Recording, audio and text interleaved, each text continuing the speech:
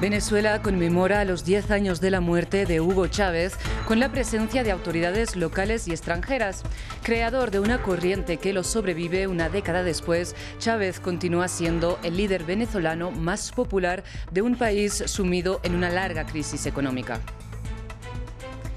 Este domingo se cumplen 70 años de la muerte de Joseph Stalin. En la Plaza Roja de Moscú, decenas de personas rindieron homenaje al líder soviético en un acto organizado por el Partido Comunista Ruso. Tenemos análisis en esta edición. En Irán, este fin de semana, decenas de menores fueron hospitalizadas por envenenamiento leve en escuelas femeninas del país, según informó el Ministerio de Salud iraní. Se han registrado ataques contra niñas en 52 centros educativos de Irán desde noviembre. En Teherán, distintas voces apuntan a grupos fundamentalistas que se oponen a la educación de las menores. Buenas tardes, bienvenidos a las noticias de France 24 en español. Soy Rosa Pérez Basdeu y es para mí un gusto acompañarles. Empezamos esta edición con información de América Latina. Este domingo Venezuela conmemora los 10 años de la muerte del presidente Hugo Chávez con ceremonias en la capital, en Caracas. En los actos de este domingo participan familiares de Chávez y autoridades locales, pero también grandes figuras de la izquierda latinoamericana, como los expresidentes de Bolivia, Cuba y Honduras, Evo Morales, Raúl Castro y Manuel Zelaya. Además, durante esta madrugada, decenas de venezolanos rindieron honores al comandante con una vigilia en el cuartel de la Montaña. Ahí es donde descansa el cuerpo de Chávez, quien murió, recordemos, en 2013, víctima del cáncer.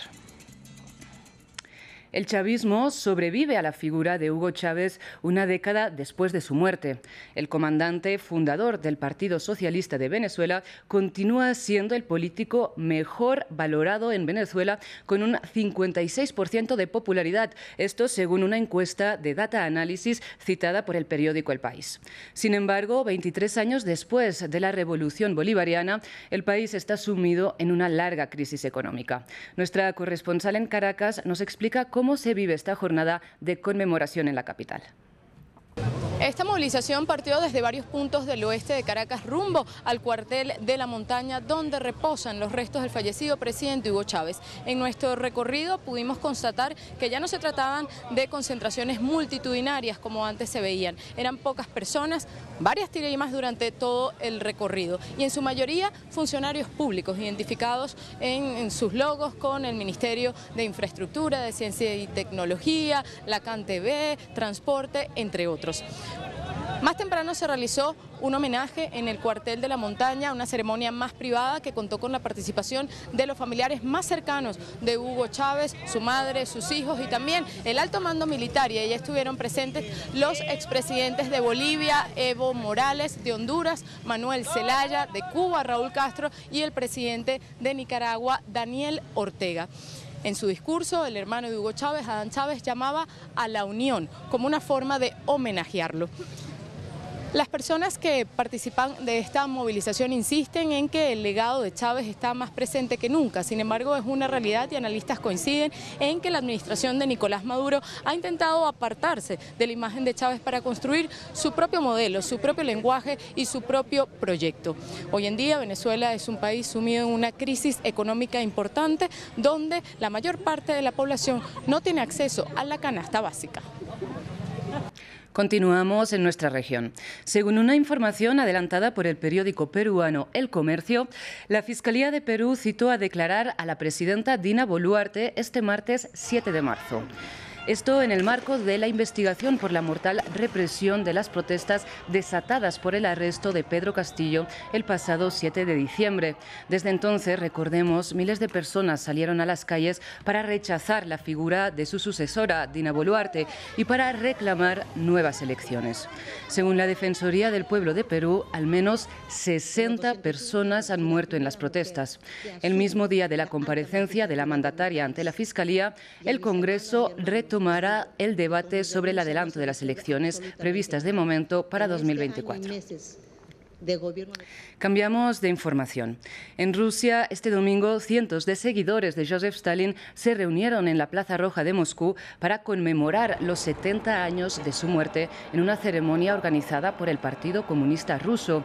Durante 3 décadas, Stalin lideró la rápida industrialización de la Unión Soviética y la victoria del Ejército Rojo sobre los nazis en la Segunda Guerra Mundial.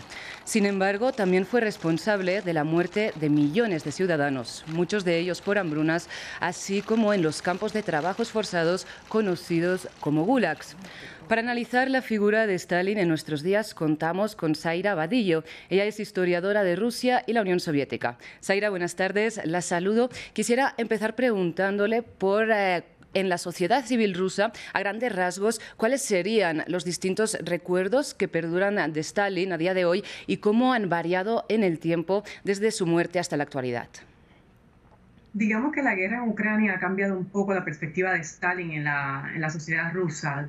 Podemos decir que Putin hasta cierto punto quiere equiparar el logro de la Segunda Guerra Mundial, el triunfo de la Segunda Guerra Mundial a manos de Stalin, con la guerra que él libra en Ucrania contra Occidente. Por lo tanto, podemos decir que en los 90 la figura de Stalin todavía seguía siendo muy controversial, pero ya después del 2010, 2014, con la anexión de Crimea, vemos que la figura de Stalin empieza a tener como mayor importancia en la definición de la identidad rusa, ¿no? Stalin nació en Georgia, es étnicamente georgiano. Como usted muy bien dijo, lideró la industrialización de la Unión Soviética y ganó la guerra, de acuerdo a los historiadores de la Unión Soviética, en la Unión Soviética, la guerra se gana gracias a la intervención de Stalin y su estrategia. Pero sí causó mucho malestar y mucho dolor en millones de rusos, en millones de distintas poblaciones étnicas por la represión tan aguda que cometió para controlar toda la población. La policía secreta de Stalin fue muy brutal, persiguió a cualquier disidente y no solamente eso, sino a Stalin se le considera la persona responsable por las hambrunas que sufrió Ucrania en los 30, ¿no? Que se le llama Holodomor, ¿no? Y se le ha considerado como una hambruna que se hizo a propósito para castigar un poco al movimiento ucraniano que tenía unos intereses nacionalistas, quería promover la identidad ucraniana y se vio hasta cierto punto como una forma de castigar ese pueblo en los 30 y murieron aproximadamente unos 5 o 6 millones de campesinos y de personas ucranianas. Por lo tanto, es una figura muy controversial, particularmente ahora. Por un lado, por su brutalidad, pero por otro lado, porque logró unificar a la población soviética, no solo rusa, en el momento de la Segunda Guerra Mundial y por el triunfo que le dio a esa sociedad en aquel momento. Y precisamente respecto a lo que apuntaba al principio de su respuesta, como en el marco de la guerra en Ucrania, Putin, digamos, o en las esferas más elevadas del Kremlin, se puede estar revisitando esta imagen de Stalin, ¿no? ¿Esto sucedería solamente en los puestos de poder, en la imagen política, en la comunicación política, o también entre la sociedad encontramos este cambio en la percepción del legado de Stalin? Yo creo que ha habido un cambio en las nuevas generaciones, en la percepción de Stalin como un criminal, a Stalin como un agente modernizador, un agente de progreso y una figura que consolidó el pueblo ruso y que se enfrentó a Occidente. Si vemos bien que hoy Rusia aparentemente está aislada, ¿no? A pesar de que tiene contactos con China, la India y otros países, está muy aislada de Europa y de Occidente. Y algo así se vivió en la época de Stalin, ¿no? Luego de la Revolución Rusa, la Revolución Bolchevique, en los 20 y los 30, pues la Unión Soviética estaba básicamente aislada de las distintas instituciones internacionales. Por lo tanto, pueden haber comparativas, ¿no? Entre ese periodo y el periodo que se está viviendo ahora. Así que me parece que, a pesar de que la figura de Stalin entre ciertos sectores de la población siempre se vio con cierto respeto, creo que luego de la guerra de Ucrania y luego de los enfrentamientos en Ucrania en el 2014, pues Putin ha querido utilizar la imagen de héroe de Stalin y compararse con él. Por lo tanto, creo que ahora mismo en la generación joven, la interpretación de lo que fue él para la sociedad rusa está cambiando, contrario a otras generaciones en los 90 o en el 60, en los 70, en donde a pesar de que se consideraba a Stalin una figura importante, no se podía olvidar el dolor, ¿no? Porque vemos a los familiares, ¿no? Los descendientes de aquellos que sufrieron la represión. Y aunque eso se recuerda, pues ya se está olvidando un poco en los libros de historia que se están publicando ahí en Rusia. Se enfatiza más bien su rol como héroe y como consolidar, ¿no? La sociedad rusa. Y usted dice que Putin, ¿no?, se ha querido comparar con él en cierta manera, y desde Occidente también se han emitido muchas comparaciones entre Putin y Stalin a raíz de la invasión de Ucrania. ¿Pero usted cree que hay planos, hay puntos realmente donde hacer esta comparación entre los dos líderes? Bueno, Putin es un líder muy fuerte, ha querido unificar la sociedad detrás de unos valores que él considera son los valores que representan a la sociedad y la Iglesia Ortodoxa rusa, en contra a lo que él proyecta como el desvío moral de Occidente. Por lo tanto, hay una ideología detrás de eso. Pero me parece que Putin no tiene la capacidad ni el control que tuvo Stalin en su momento de la sociedad, ¿no? Stalin fue atrás de todos sus disidentes, pero la población rusa, luego de los 90 y los 2000, es una población muy diversa, muy crítica, que tiene distintas opiniones y las hace sentir. Y a pesar de que hay una gran propaganda para vender, ¿verdad?, este discurso que viene de Moscú, yo creo que es una población más compleja y más difícil de controlar, contrario a los años 40, donde Stalin sí tenía el control. Zaira, lamentablemente se nos acaba el tiempo para hablar de este tema tan complejo y tan interesante, pero muchas gracias por estar aquí con nosotros en France 24. Cambiamos a nosotros de información, porque en el Nagorno-Karabaj este domingo tropas de Azerbaiyán y de Armenia se enfrentaron en un intercambio de fuego que acabó con la vida de 5 personas, según informaron las autoridades locales.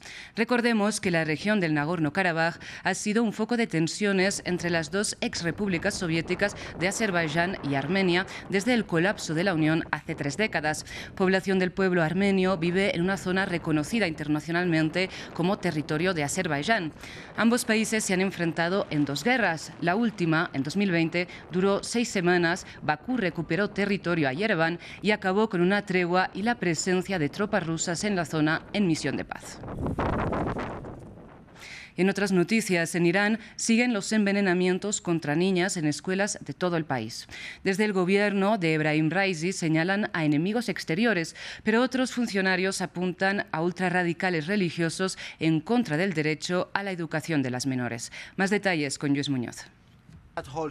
Son niñas y están en un hospital. En sus cuerpos, veneno.